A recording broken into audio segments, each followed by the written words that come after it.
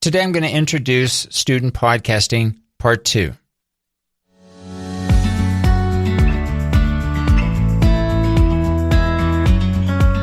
Hello and welcome to In the Classroom, an educational podcast making teaching and learning more transparent. My name is Benjamin Stewart at benjaminlstewart.org. Today is August 3rd, 2021, and before we get into today's topic, if you have any insights, comments, or suggestions regarding student podcasting, the topic of today, feel free to reach out to me on my Twitter handle at BNLEEZ. If you'd like to be a part of the Discord community, you can access the link at my website at benjaminlstewart.org.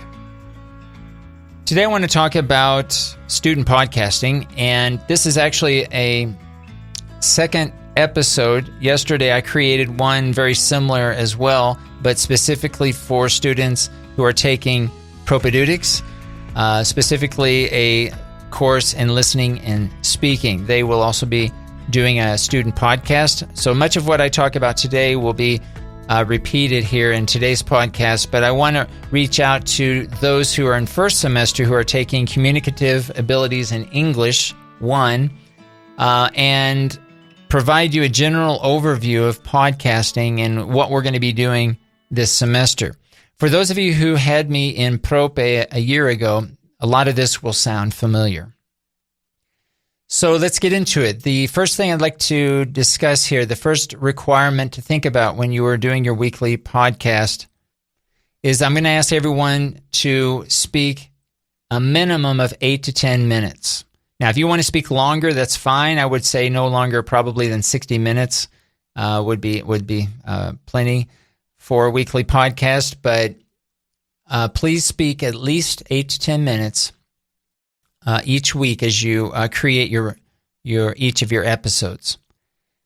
Now, regarding the topic, I want to give you two options. The first option is you can choose a topic for your podcast that relates to anything that we talked about in class. It can be something that we talked about in that same week, or it could be something we've talked about in prior weeks, and you want to go back and discuss and elaborate and build on some of those ideas that we discussed.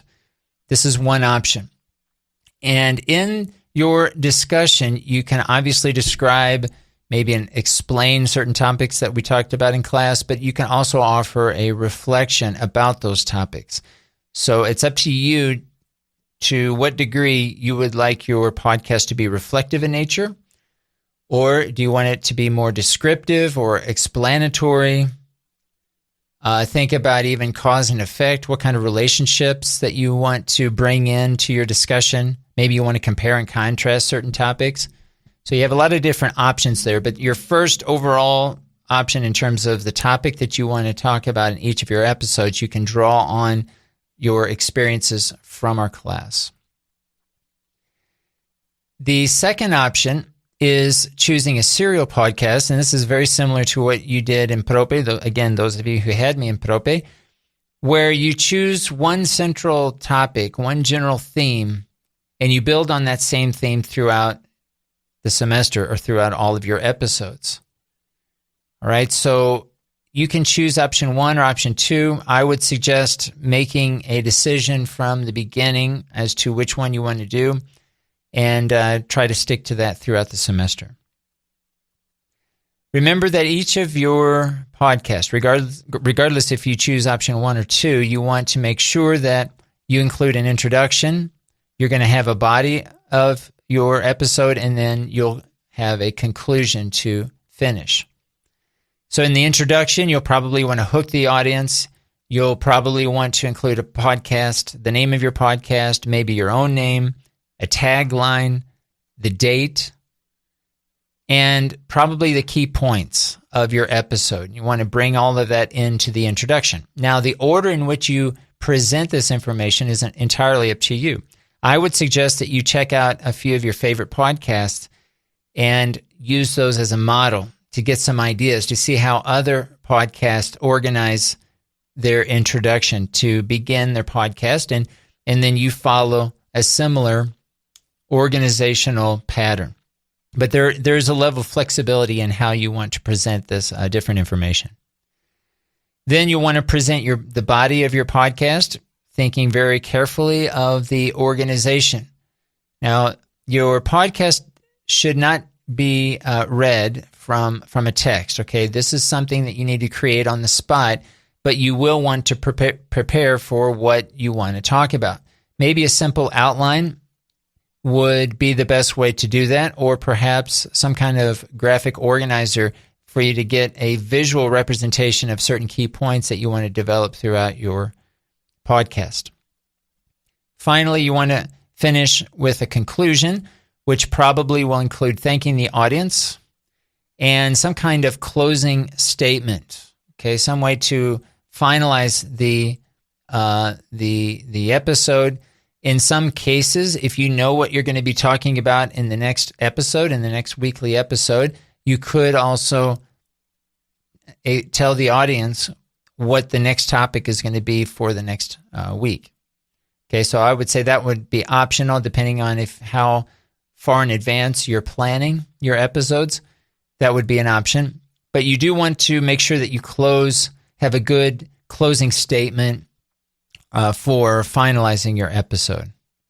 Again, your best bet is to find some examples from your podcast. And as I'm mentioning your other podcasts as not only a model of how you can structure your ideas in terms of your introduction, body, and conclusion, I'm going to ask also that you draw on information. If you're going to choose a topic for your a serial podcast, right? If you're choosing a topic that you're going to build throughout the semester, and even topics that we talk about in class, regardless of which option you choose, I'm going to ask that you find other podcasts to get information that you can include in each of your weekly episodes. Okay, this is also very important.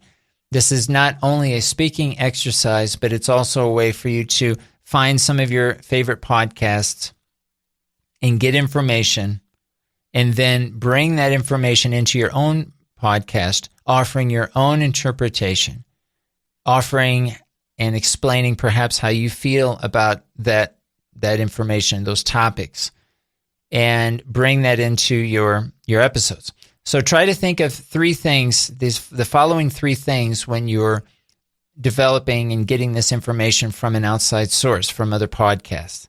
Number one, you want to describe what the other person said. So paraphrase, okay? Again, we don't want to read word for word what other people have said. We want to offer or use our own words or paraphrase someone else's ideas. Number two, we want to offer some kind of an interpretation or state our feelings on the matter about that information that you pulled from other podcasts. And number three, make sure to reference the other information. Reference where you got the information. Okay, you can either mention the person's name, probably best to maybe include the name of the podcast, and maybe even the episode, perhaps. But it's important to try to incorporate those three. Describe what the person said, describe the idea, interpret, offer some kind of interpretation, and number three, make sure you reference that information. Again, all information should come from podcast. All of the information you talk about in your own weekly podcast should come from other podcasts, at least one other podcast, or maybe a variety of podcasts, and you're bringing in and maybe synthesizing this information for the purposes of the main idea that you're offering in your own episode. All right, I mentioned again, try to avoid reading any text. Again, I'm not looking for perfection. If you make mistakes, grammatical mistakes with pronunciation, that's perfectly fine. I expect those. The idea is that we're gaining confidence in speaking in English, number one. We're getting comfortable listening to our voice speaking in English, number two. Now, using background music, this is going to be optional. If you want to use background music, great. Feel free to do so. I would suggest only using music, however, that comes from either maybe it's in the public domain or maybe it's licensed under Creative Commons. Now, if it's in the public domain, that's the easiest scenario because you don't really need to do anything. You don't need to pay attribution. You don't have to mention where you got the information. But if you do use Creative Commons license, then you're going to need to include a link maybe the name of the podcast, of the source. It depends on, it depends on the website. So each website will, in fact, they will probably show you an example of what to do for paying attribution, but it's usually a link. And this is something that we can talk about. And of course, if you have some questions about how to do this for the first time, we can talk about that in class. But remember that using background music it's really, really important that you use either music in the public domain or use music that's licensed under Creative Commons. We want to make sure that you have rights, that you have permission to use that music. If you don't want to use any music in your podcast, that's perfectly acceptable as well. All right, so registering our podcast. We're going to be using Microsoft Teams. We're going to have a space. We'll have a folder within our Microsoft Teams where I'm going to ask that you upload your weekly episodes. Okay, please choose an audio file that's an accepted audio file. For example, MP3 or a WAV file. Those are probably the two most common audio files. But there are others. As long as I can open it, that's the main thing. So make sure that you test it if you're creating this on your phone, make sure that the file format that you're using is one that others can open easy enough. So we will have a register where I'm going to ask that we'll have a list of all your names. We'll have a column for the name of your podcast, and we'll include a link to your shared folder in OneDrive in Teams where we can easily access your episodes. Okay, this is going to be private. No one else can see it other than just us in our class. In addition to this, I'm going to ask that everyone at least consider doing a public podcast. This is not a requirement, and if you don't feel comfortable doing this, that's fine. But I highly encourage you to do a public podcast so others can see your work. They can listen to your podcast. So you may be thinking, well, what do I have to offer? Or I'm too scared to speak in English. No one's going to be interested in what I have to say. And that's not the case. You're going to be choosing a topic that is of interest to you. You're going to have passion about what it is that you're talking. The message that you're transmitting in each of your episodes, right, should have some relevance to you. It should be something that you like. And if you like it, I can guarantee there are going to be many others out in the public, not just within your class, but out in the public that are also going to share those same interests. And that's the key point. Those who share your same interests, they could be English language learners. Perhaps they're not English language learners. As long as you're transmitting your message and as long as you can be understood, that's the main thing. That's the key point. Now, I would suggest if you want to go down this route that you use Anchor. This is a free service. In fact, this is the service that I use to produce my own podcast. And it's a very easy way to produce your own podcast. You can even upload and create your podcast directly from your phone. There's an app that you can use to do so. You don't have to. You can also do it on your computer. There are many different ways that you can go about doing this. But this is something that we can talk about. You can create an Anchor account. You can choose any other podcasting host if you want.